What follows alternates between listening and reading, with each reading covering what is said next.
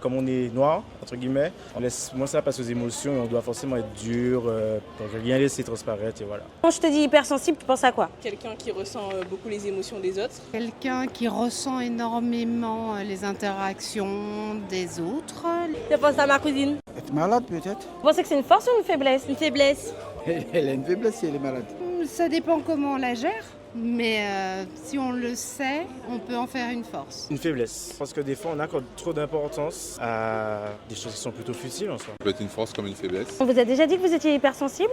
Sensible, oui, pas hypersensible. Peut-être pas un gros hypersensible, mais je pense un peu parce qu'il y a des trucs qui m'atteignent beaucoup plus que ça devrait m'atteindre en fait. Un très grand lâcher prise sur vraiment pas mal de choses. Donc non, je suis pas hypersensible. On me l'a dit, mais je me suis jamais fait diagnostiquer. Je trouve que je réfléchis beaucoup et moi je suis hypersensible. Quand vous étiez jeune, est-ce qu'on parlait d'hypersensibilité? Non, non. Non.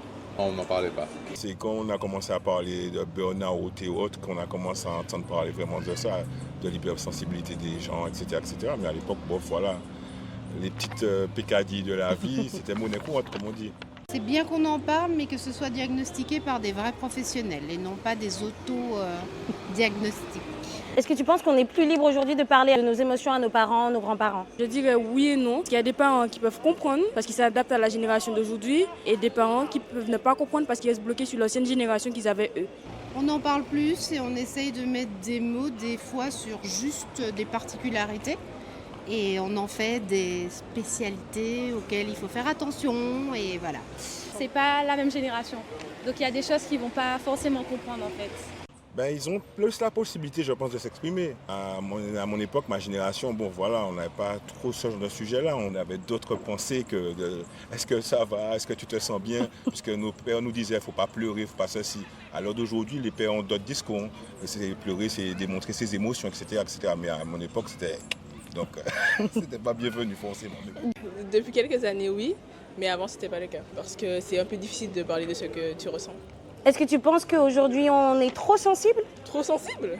Non, pas assez. Ils sont pas plus sensibles, non, je pense pas. L'éducation a fait qu'il fallait se battre, il fallait être fort et il fallait faire avec ses sensibilités, avec ses faiblesses, parce qu'on n'avait pas trop de choix non plus. Non, je dirais pas ça. C'est juste que maintenant, on est plus écoutés et ils prennent plus en compte ce qu'on ressent. Est-ce que vous pensez qu'aux Antilles-Guyane, on laisse place aux émotions? Je pense pas. Difficilement parce que, je sais pas si c'est un stéréotype ou quoi, mais comme on est noir, entre guillemets, on laisse moins ça passer aux émotions et on doit forcément être dur, pour rien laisser transparaître et voilà. Avant, non, mais maintenant, ça commence à venir. On prend plus en compte, par exemple, même dans les entreprises, la santé mentale, les burn-out, où avant, c'était pas vraiment même pensé. Maintenant, on prend un peu plus en compte ce genre de critères. Dire j'ai mal, c'est une preuve de faiblesse ou de courage? De courage. Parce qu'on dit qu'on a mal, parce qu'il y en a plein qui ont mal et qui ne le disent pas.